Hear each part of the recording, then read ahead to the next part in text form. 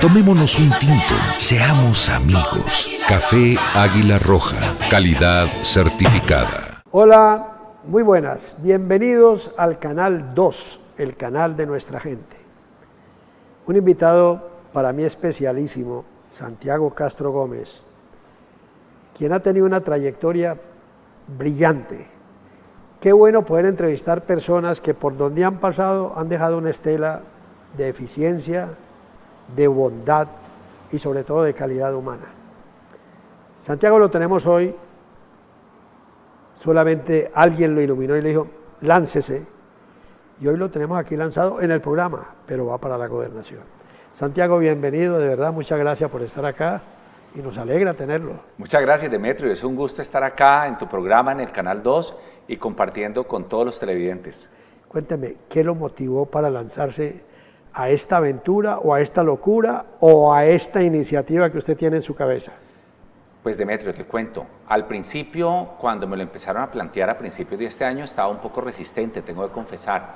Y estaba un poco resistente porque pues había hecho ya el tránsito hacia el sector privado, había estado 6 años en la presidencia Sobancaria, estaba en consultorías por mi cuenta, pero pues yo desde el año pasado ya había vuelto a poner mi residencia principal en Cali y empecé a sentir un clamor de muchas personas que decían, no nos aguantamos más esta situación, no más, esto no puede seguir así. Y era una protesta con lo que estaba pasando a nivel nacional, mucha gente arrepentida de haber elegido el actual gobierno, viendo que esas reformas estaban atentando para algo tan cercano a la vida como es la salud de los colombianos. Y uno empezó también a ver ese desespero con el continuismo en el departamento, con lo que está pasando en el municipio, teniendo el alcalde más impopular en los últimos 30 años, y empezamos a preguntarnos con un grupo de amigos, bueno, ¿y qué vamos a hacer? ¿Qué va a pasar con esto?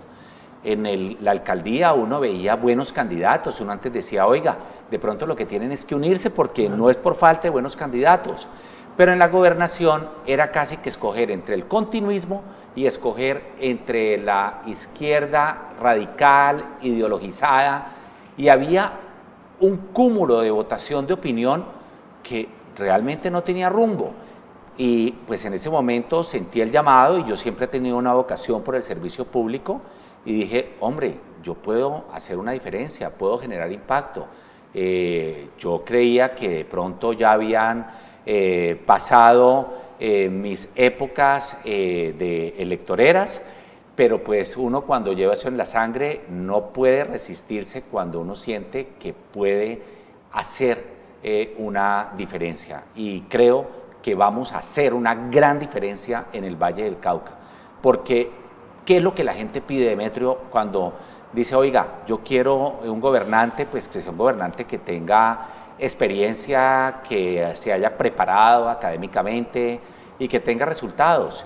Y yo, afortunadamente en mi vida he tenido una trayectoria íntegra de resultados, de preparación, he estado en lo público, he estado en lo privado y quiero ponerme al servicio del Valle del Cauca. Para que la gente lo conozca un poco más, hagamos una especie de recorderis de su perfil, de su hoja de vida, porque usted habló de Sobancaria, pero no nos ha hablado de Aerocivil, no nos ha hablado de las entidades en donde usted dejó huella.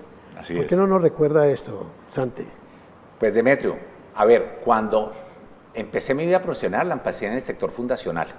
Empecé trabajando en la Cámara de Comercio de Cali, en el departamento de divulgación social y cívica, y era muy bonito, hacíamos programas cívicos. Al año de estar allá, recibí el llamado de un gran vallecaucano, Rodrigo Llorea Caicedo, a que lo acompañara en su campaña presidencial.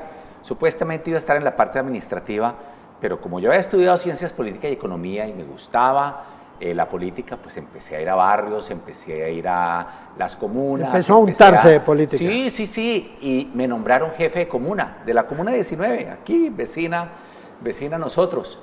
Y pues me paseaba por toda la comuna, tanto es así que en el 90 dijeron, oiga, tenemos que renovar las listas al consejo, y en ese momento llegué a ocupar una segunda suplencia. Esto era preconstituyente, Demetrio. Había suplentes todavía y los consejos no eran pagos, era una vocación de servicio social. Entonces, pues yo tenía que trabajar, yo tenía que tener de qué vivir. Me fui a trabajar. ¿Qué edad tenía en ese entonces? Hoy, pues en el 90 yo tenía 24 años. Entonces, en ese momento me fui a trabajar con doña Amparo Sinisterra de Carvajal en Funda Progreso, una gran fundación que estábamos haciendo unas gestiones muy interesantes. Eso era con la Sarmiento Palado, con la Fundación FES, con la Fundación Carvajal, con la Cámara de Comercio, trabajábamos con fundaciones norteamericanas. Y bueno, yo trabajaba en eso, y cuando el principal del consejo no podía asistir a las sesiones, yo tenía que salir corriendo. Afortunadamente yo estaba en Centenario, salía corriendo al consejo para estar en las sesiones que eran por la noche. Y así estuve durante 2 años, haciendo gestión en el consejo y también trabajando durante el día, y llegué después a la asamblea departamental, ahí sí ya encabezando lista. Eso sí era postconstituyente, ya en ese momento me dediqué de tiempo completo. Y llegué a la asamblea en un movimiento que debía haber sacado 3 o 4 diputados, pero todos los otros diputados que eran de diferentes partes del departamento se quemaron.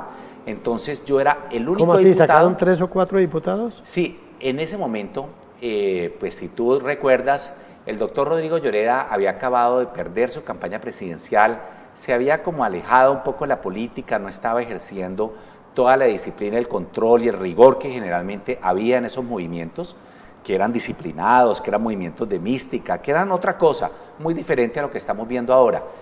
Y se desordenó la cosa, y en vez de sacar 3 listas a la asamblea, salieron 5. Pues todas se quemaron menos la mía, y yo representaba era Cali. Estos no llegaron sino No, yo una. llegué solo del movimiento, yo nomás, a la asamblea. El movimiento de Carlos Holguín, me acuerdo que sacó 4 diputados, el movimiento de Humberto González sacó 3, en total éramos 8 diputados conservadores. El único del movimiento de Lloreda era usted. Que llegó a la asamblea fui yo. Entonces, imagínate, me tuve que echar el movimiento al hombro. Y yo no sabía, a mí me hablaban del Cairo y yo creía que me estaban hablando de la capital de Egipto. A mí me hablaban de Versalles y yo asociaba era con un palacio en las afueras de París. Sí.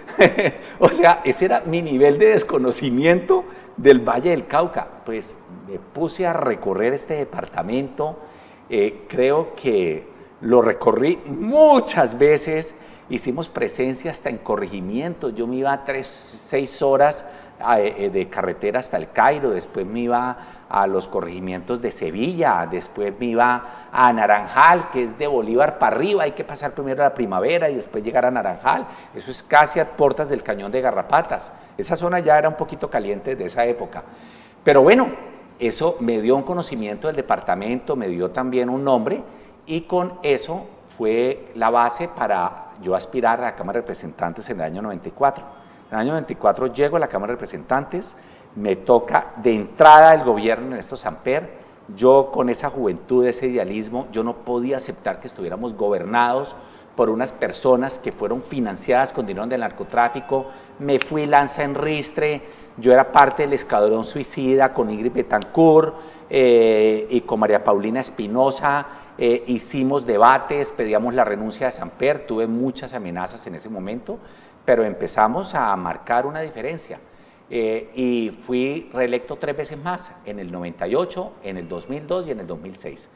Después, en el 2010, dije, no, ya llevo 4 periodos en la Cámara de Representantes, había hecho unos debates importantes, sobre todo uno al entonces alcalde Apolinar Salcedo por lo que había hecho con la Hacienda Pública Municipal, que la había tercerizado y la había entregado, feriado a unas empresas de la costa, y con eso iniciamos las investigaciones de Procuraduría que después lo llevaron a ser separado de su cargo.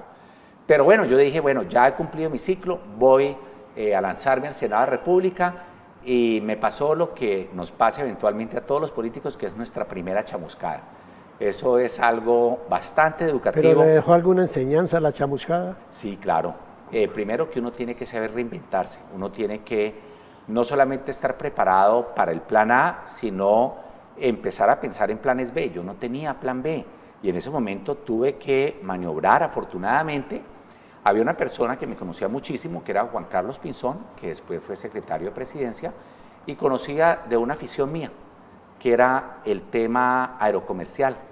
Y lo sabía por un debate que yo había hecho sobre el tema de escudo aéreo y que me había preguntado por qué, cómo había preparado tan rápido ese debate con todos esos conocimientos. Y yo, no, la verdad no fue rápido, es toda una vida de lectura. La mitad de mi biblioteca son temas, la mitad política y la mitad temas aéreos. Entonces me llamaron a que dirigiera los destinos de la aeronáutica civil. Y fue 3 años y medio fascinantes, completamente espectaculares. Hicimos 100 obras de gran impacto en todo el país. Me tocó la construcción del Dorado, Terminal Nacional, Terminal Internacional. Y lo último es dejar todo, absolutamente todo, listo para hacer la mayor inversión que se ha hecho aérea en el Valle del Cauca, que fue el nuevo Alfonso Bonilla Aragón. Nueva Terminal Internacional, remodelación total de la antigua terminal, que no la derrumbamos porque entre otras es un hito arquitectónico del lago, es ese cielo flotante, inmenso. Eso fue un hito en la historia, en la historia de arquitectura, y fue premiado. Entonces hicimos remodelación de eso, hicimos obras de pista, y bueno, ya dije, después de esto, ya me voy otra vez de nuevo a mi ciudad, vamos a ver, estaba pensando de pronto una campaña a la alcaldía de Cali, y durante esos meses me llamaron de una empresa Cazatalentos para que participara en un proceso que yo no sabía para qué era. Y cuando me di cuenta, era un proceso para la presidencia Sobancaria, y en un momento dado ya me dijeron, bueno, ¿quiere seguir adelante? Es que usted sería la persona. Y pues tomé la decisión de asumir ese reto, porque yo me quiero probar en el sector privado también. Yo no quiero que siempre digan, Santiago el político, el que siempre estuvo en cargos públicos o en temas de elección popular. Y me le medí al reto de dirigir el segundo gremio más importante de este país, y la verdad, en 6 años logramos una transformación total del gremio. Nos metimos en temas que no eran comunes entonces, temas de sostenibilidad ambiental, temas de riesgos ambientales y sociales, temas de ciberseguridad, temas de biometría y autenticación digital. Y con eso es que podemos tener todos los avances donde ya el banco, los colombianos lo tienen al alcance de su celular. Y pues un gremio que era algo avejentado, que era anticuado, se convirtió en un gremio moderno, de avanzada, que marcaba la pauta en la discusión de los grandes temas nacionales.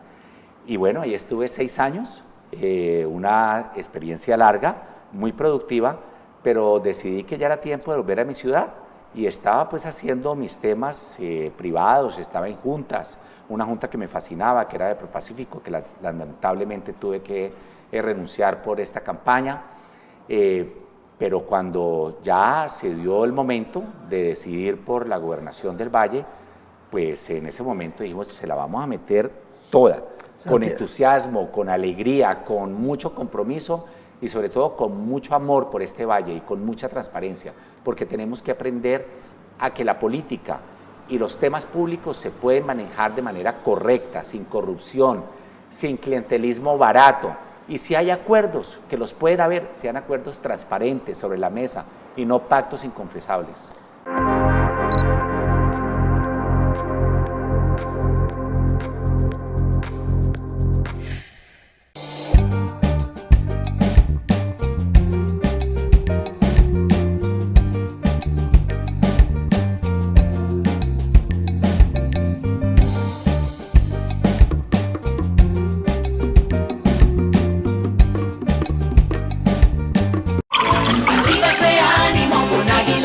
Tomémonos un tinto, seamos amigos. Café Águila Roja, calidad certificada.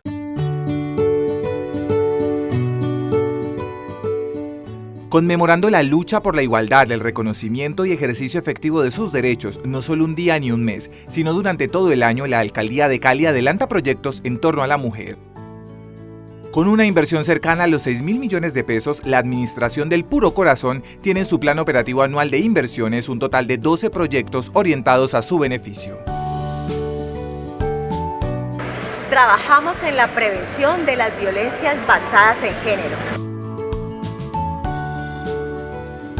Lo inauguramos en agosto del 2020 y el año pasado, 2021, lo pusimos la estrategia a rodar en todas las empresas sociales del Estado. Lo hemos fortalecido con personal idóneo y competente. Por tu salud mental, sexual y reproductiva. Atención a las niñas, atención a las adolescentes, atención a las jóvenes y a las mujeres adultas y la vejez. Todos con una educación y el componente de rutas hacia la prestación de servicios de salud. En la prevención y tu seguridad. La Secretaría de Seguridad y Justicia se ha dedicado a desarrollar 6 estrategias fundamentales en el trabajo de protección de nuestras niñas, adolescentes y mujeres. Quiero destacar el Foro Internacional sobre Violencias Basadas en Género que estuvimos realizando el año inmediatamente anterior, donde fue un escenario internacional que hemos logrado visibilizar las problemáticas que en términos de violencia están sufriendo nuestras mujeres. La Alcaldía de Cali, bajo el liderazgo de mujeres empoderadas, soñadoras y visionarias en sus dependencias, seguirán trabajando por la lucha, defensa y reivindicación de sus derechos. Yo quiero agradecerle a estas mujeres especiales por reivindicar los procesos, por poder adelantar mayores acciones afirmativas y de inclusión. Para todas ustedes, ¡felicitaciones!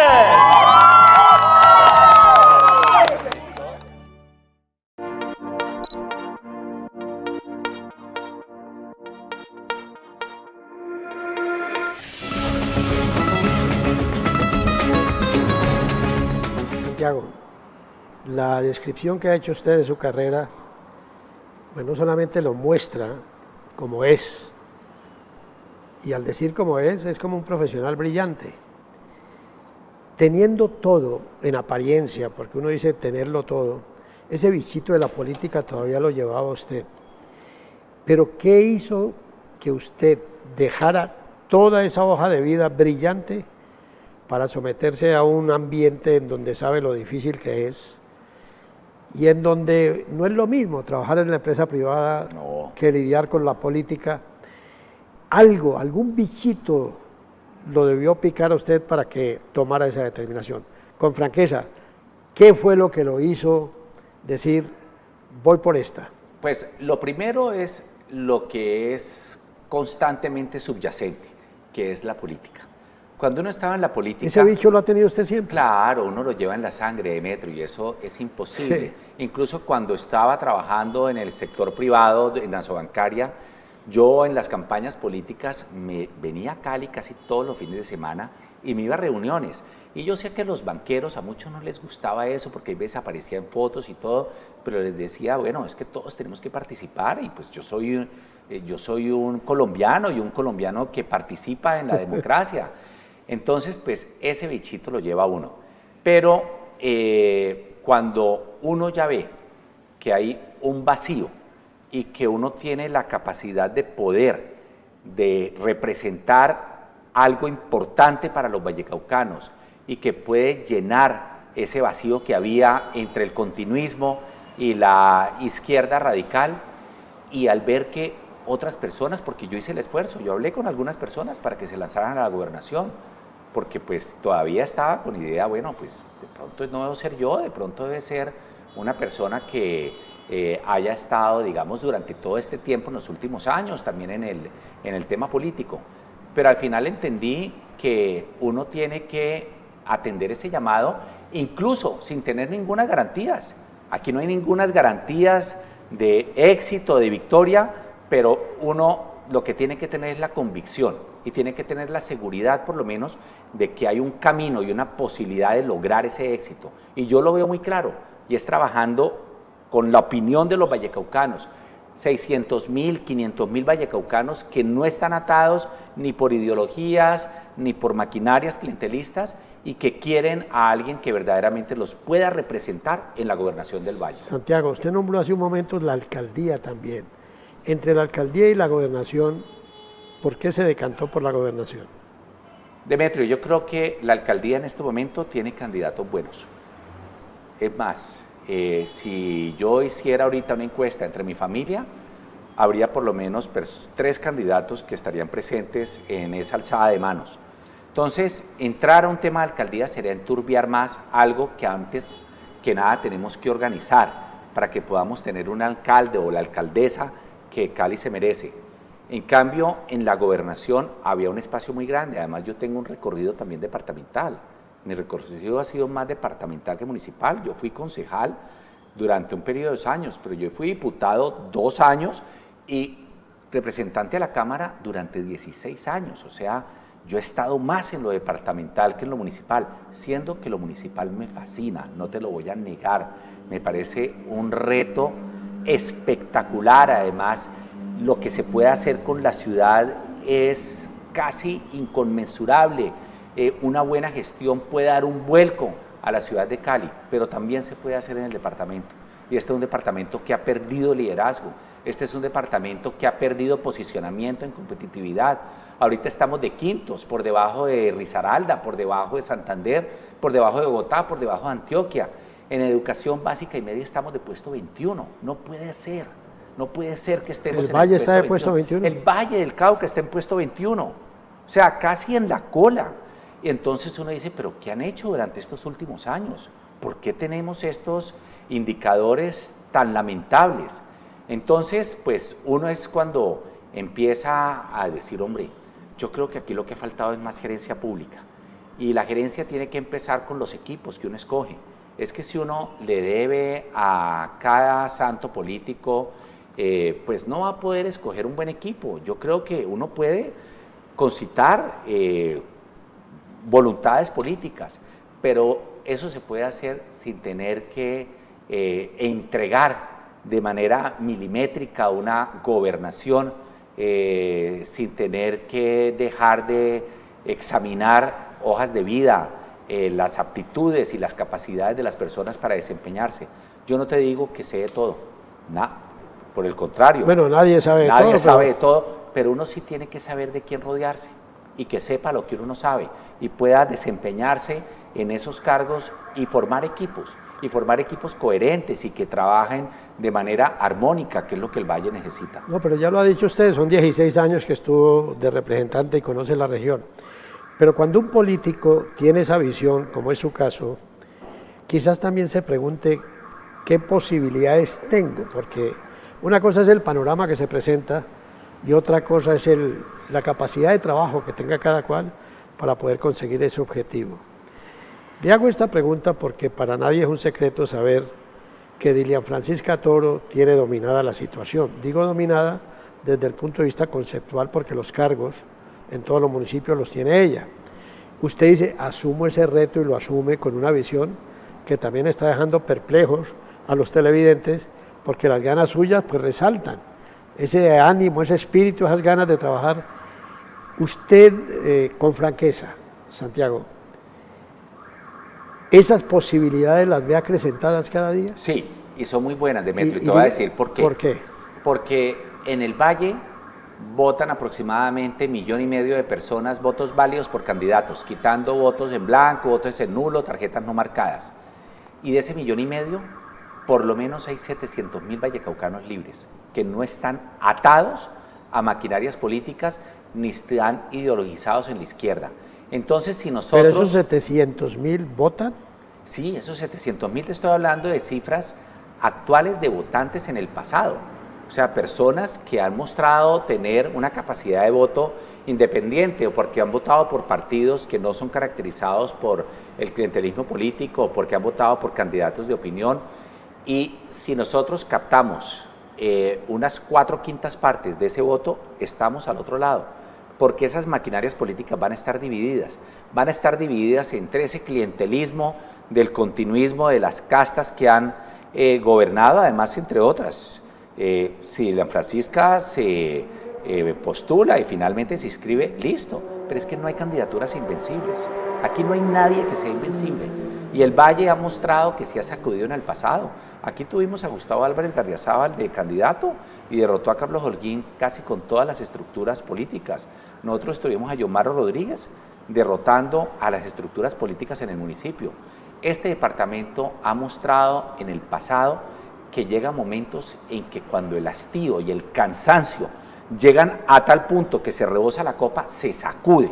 Y en esa sacudida empiezan a caer muchas personas que nunca creían que iban a ser destronadas. Doctor Santiago, sáqueme de una duda a título personal. ¿Por qué siempre gana la abstención en Colombia hablando de votación nacional? Sí, no. Yo creo que la abstención en Colombia... La respuesta es siempre gana la abstención. No, Otra cosa es que no gane por mayoría, por más del 50%. No gana, exacto, eso es lo que yo te iba a comentar, pues no saca más del 50%, entre otras, que lo ha sacado varias porque veces. Uno tendría también que revisar, yo creo que la abstención en Colombia no es tan alta como se quiere presentar por las estadísticas, porque ahí hay muchas personas que ya no están en el país, muchas personas fallecidas, muchas personas que no la han sacado del censo, pero sí es más alta de lo que quisiéramos y lo que debiera ser. Claro. Y yo creo que una responsabilidad es también darle opciones a esos votantes, darles una razón para votar. Y una razón es saber que no van a votar por una persona que se va a enriquecer ilícitamente, no es una persona que va a acrecentar su patrimonio personal o que está trabajando para un movimiento o un partido para quedar perennemente en el poder o para usar ese poder para negociar más poder. No, yo creo que quiere es la seguridad de que va a ir alguien que realmente tiene una visión fresca, una visión amplia del departamento. Este departamento tiene que ser libre, tiene que liberarse de esas cadenas y esas ataduras que han tenido a la política secuestrada durante los últimos años. Y eso es lo que nosotros le estamos proponiendo a los vallecucanos.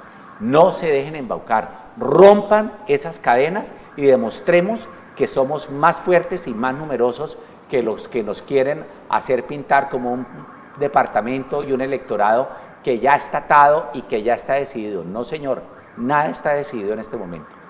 Señores, nada está decidido, ni siquiera la culminación del programa, porque aún hay que escarbar mucho sobre el perfil de Santiago Castro. Los invito para la próxima semana. Este programa apenas comienza y como lo prometido es deuda, tendremos un nuevo programa con el doctor Castro. Hasta la próxima.